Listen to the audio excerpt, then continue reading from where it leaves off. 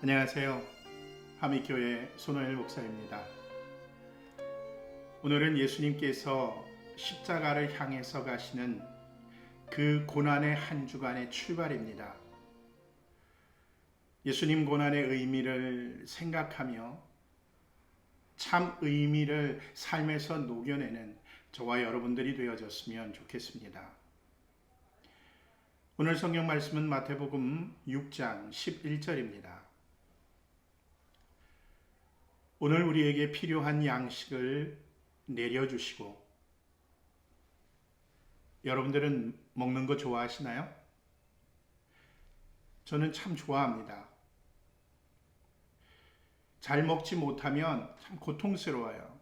그래서 배고픈 걸 못 참습니다. 그리고 잘 먹어야 몸에도 좋잖아요. 몸에 맞는 음식을 먹으면 어떤 보약보다 좋다고 이야기들 하죠. 잘 먹은 음식 하나가 병을 치료하기도 합니다. 근데 저는 가끔 요즘 음식을 먹고 나서 이런 생각이 들 때가 있습니다. 제 스스로가 굉장히 음식에 탐욕을 느끼고 있다. 식탐을 느끼고 있다. 라는 생각이요. 그리고 이 음식 먹는 것이 탐욕처럼 느껴질 때가 있어요. 너무 비싼 음식, 과하게 먹는 과식. 왜 탐욕일까요? 왜 제가 그렇게 느낄까요? 왜냐하면 오늘도 먹지 못해서 굶주린 사람들이 있다는 거예요. 우리나라에도 쉬는 날이면 급식을 받지 못해서 굶는 아이들이 현재도 존재합니다. 우스갯소리로 아이들이 이런 말을 하죠. 밥이 없으면 라면 먹으면 되잖아요. 이렇게 말이죠. 근데 우리 주변에는 지금도 라면으로 끼니를 때우는 그런 사람들과 그런 아이들이 있다는 거예요. 이들을 생각하면 우리가 먹는 비싼 음식이, 우리가 과하게 먹는 그 음식들이 탐욕이 아닌가요? 오늘 우리가 읽은 예수님의 기도, 이 예수님의 기도는 크게 두 부분으로 나눌 수 있다고 말씀을 드렸어요. 하나님과 관계되어져서 하나님의 거룩성, 하나님의 나라, 하나님의 뜻이 이루어지기를 구하는 기도. 그리고 두 번째 파트는 사람과 관련된 기도죠. 그 중에 오늘 우리들에게 가르치시는 기도는 우리에게 필요한 양식을 달라는 그런 기도입니다.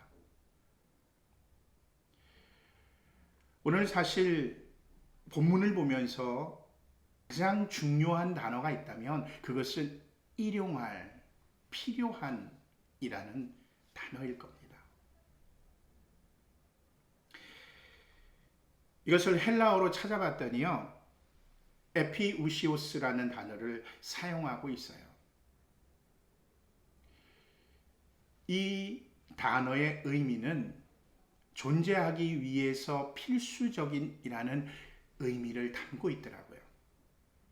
오늘 우리에게 생존에 필수적인 양식을 주십시오. 결국 이건 무슨 말이냐면 날마다 우리가 생존하기 위해서 필요한 양식을 주십시오라는 의미라는 거죠.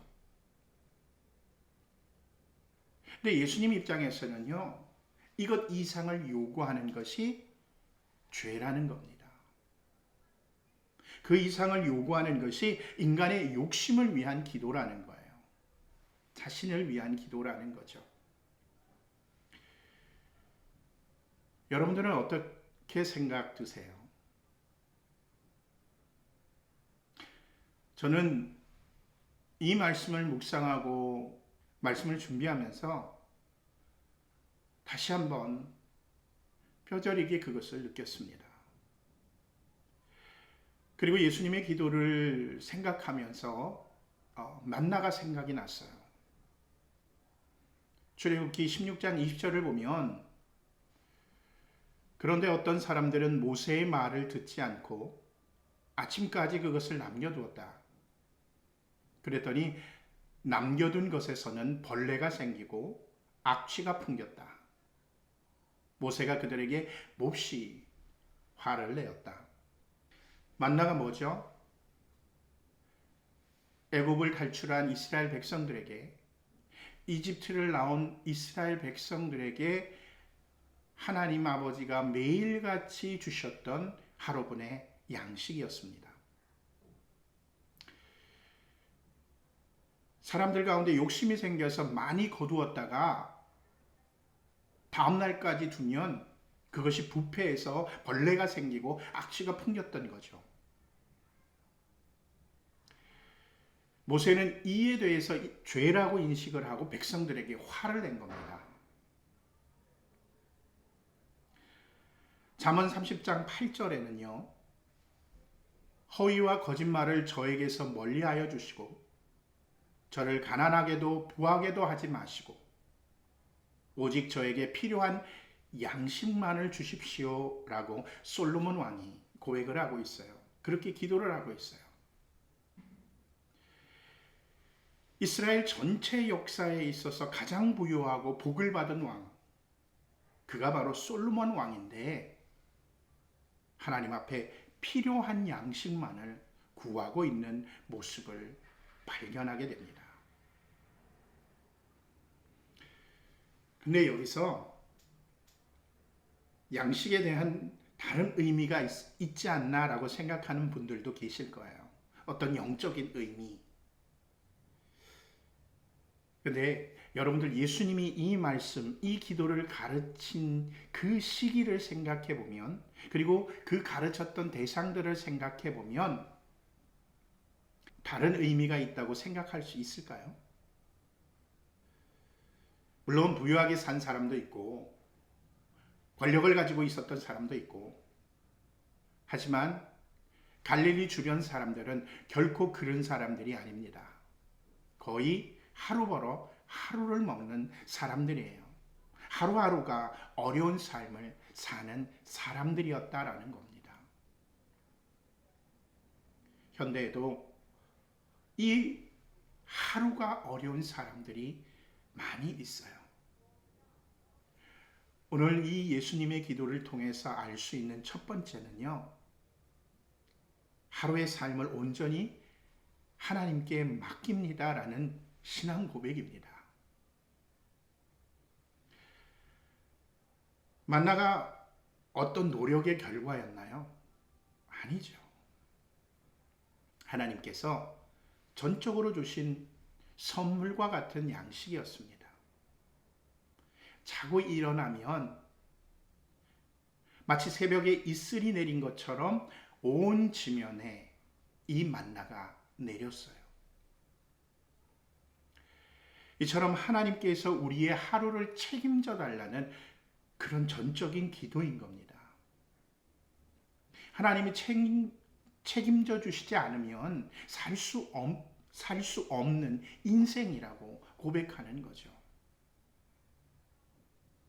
그래서 마태복음의 저자였던 이 마태는 너희는 먼저 그의 나라와 의를 구하여라. 그리하면 모든 것을 알고 계시는 그 주님께서 책임져 주실 것이다. 그러니까 내일 일에 있어서의 염려는 염려하지 말아라라고 말씀했던 거죠. 사랑하는 성도 여러분, 저와 여러분들에게도 이런 고백이 있어야 되지 않을까요? 하나님, 오늘 하루를 책임져 주십시오. 내일을 생각하면 염려하고 걱정하고 근심뿐이에요. 내일은 뭘 먹을까? 내일을 보낼 수 있는 돈이 있나? 정말 하지 않아도 될 그런 걱정들을 하고 있는 모습들을 발견하게 됩니다. 오늘 필요한 양식을 주십시오. 음식을 주십시오라는 이 기도, 하나님 오늘 하루를 책임져 주십시오라는 위대한 신앙 고백을 고백이었다라는 겁니다. 두 번째로 이 예수님의 기도에 포함되어 있는 의미는요, 오늘 하루를 생존해낼 수 있는 그런 필요한 양식이 있다면 나머지는 다른 사람의 생존을 위해서 베풀라는 거예요. 그럼 대뜸 이런 질문을 하는 분도 있을 겁니다. 그럼 저축하지 말라는 겁니까? 물질을 모아두지 말라는 겁니까? 그런 의미가 아닙니다. 우리 감리교를 만드신 존 웨슬리 목사님은 그리스도인들의 경제 원리에 대해서 이렇게 이야기했어요.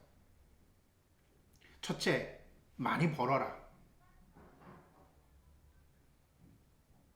열심히 일해서 돈을 많이 벌라는 겁니다. 두 번째는 무엇이냐면 할 수 있으면 최선을 다해서 저축해라. 돈을 쌓아두라는 거예요. 세 번째, 이게 가장 중요한데요. 줄 수 있다면 최선을 다해서 나누어 주어라. 이렇게 말했습니다. 그리스도인들이라고 열심히 일해서 많이 벌지 말라는 얘기가 아니에요. 많이 벌어야 한다라는 겁니다. 그리고 모으라는 이야기예요. 단 자신의 욕심과 탐욕과 자랑을 위해서 남은 것을 저축하는 것에 대해서 경고하고 있는 겁니다.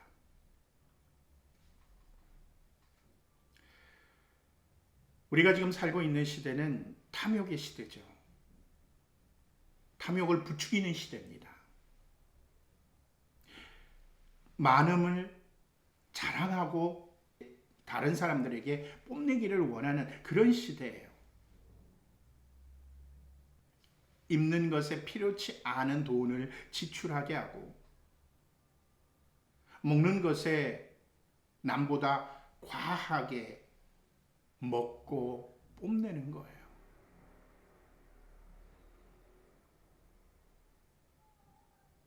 그런 것을 그리스도인들은 더욱 조심해야 된다라는 겁니다. 이 탐욕의 시대를 살아가고 있는 이 시대 속에서 그리스도인들이 정말 탐욕에 물들지 않고 살아가야 된다라는 거예요. 예수님께서 이 기도를 가르치시면서 말씀하신 부분도 바로 이거예요. 자신이 하루의 필수적인 삶을 누리기 위해서 준비되었다면 나머지는 뭐든 그렇지 않든 사용하든 남을 위해서 하라는 겁니다. 오늘도 굶주린 이들을 위해서 사용하라는 거예요. 하나님의 영광을 위해서 사용하라는 겁니다. 성경 말씀에서는 이걸 하늘의 재물을 쌓아두는 방법이라고 말씀하고 있고요. 이것이 주님의 뜻을 실천하는 방법입니다. 또 다른 중요한 단어를 하나 선택하라고 한다면 바로 우리에게입니다. 너가 아니라 우리이다라는 거예요. 이것은 자본주의적 이기주의를 경고하고 있어요. 교회를, 공동체를 향한 말씀이기도 하죠. 초대교회를 보면 교인들이 자신의 것을 팔아서 교회로 가져와서 공동체와 나누어 썼습니다. 개인의 욕심을 부리지 않고 자신의 것을 공동체에 내려놓았고 그것을 만나와 같이 모든 이들과 함께 나누어 먹고 나누었던 거예요. 개인의 욕심을 부려서 자신의 것을 감췄던 아나니아와 삽비라는 죽음으로 그것을 갚아야 했죠. 이런 욕심은 그가 속해 있는 공동체와 교회를 파괴할 수 있기 때문에 그렇습니다. 여러분들의 모든 제사를 교회로 가져오라는 것이 아니에요. 교회도 그리스도께서 오늘 기도로 가르친 것들을 지켜나가야 된다라는 겁니다. 공동체도 그렇게 해야 된다라는 거예요. 교회를 유지하기 위해서 필요한 경비들이 있어요. 그것을 제외하고는 다 나누라는 거예요. 겉으로 화려하게 건물을 짓는데 사용하지 말고 교인의 즐거움만을 위해서 과도하게 낭비하지 말고 정말 교회에서 먹고 노는 데만 사용하지 말고요. 정말 주변을 살펴서 주변에서 교회를 나오든 나오지 않든 간에 하루 살기가 어려운 이들을 돌보라는 거예요. 왜냐하면 개인적으로 하기 힘든 것들이 너무 많아요. 개인으로 하기 어려운 부분들을 교회와 공동체들이 해주라는 거죠.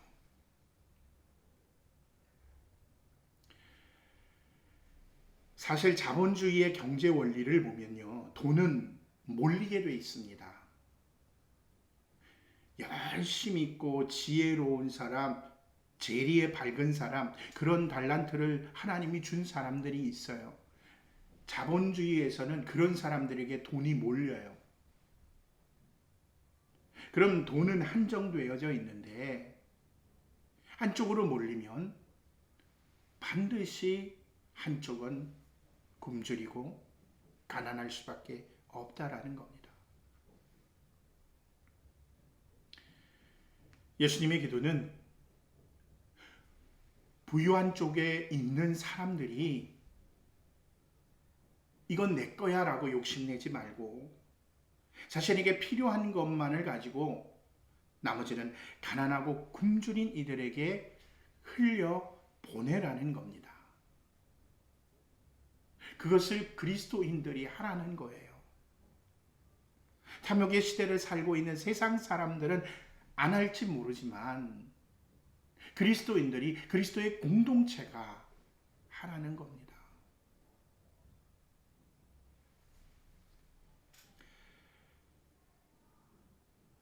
사랑하는 성도 여러분, 예수님의 오늘의 기도는 정말 중요합니다. 오늘도 생존에 필요한 것이 내게 있다면 나머지는 생존에 필요한 것이 부족한 이에게 흘러가도록 하고, 그것을 찾지 못했다면 저축하여서 흘려보낼 곳이 생길 때까지 기다렸다가 그것을 흘려보내야 되는 곳에 흘려보내는 것이 예수님의 제자로서의 삶이라는 거예요.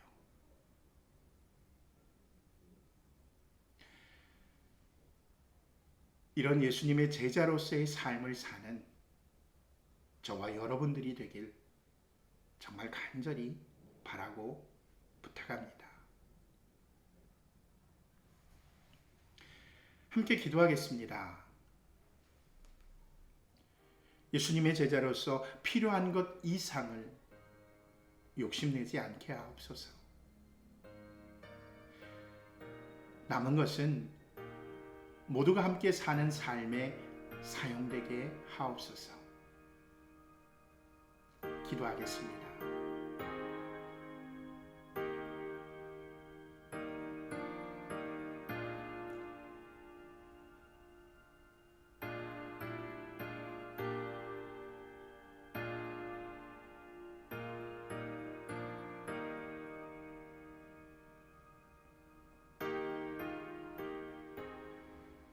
다음 주는 부활주일입니다. 예수님의 부활을 함께 기념하고 기뻐하면서 말씀을 나누는 시간을 갖도록 하겠습니다. 다음 주에 뵙겠습니다.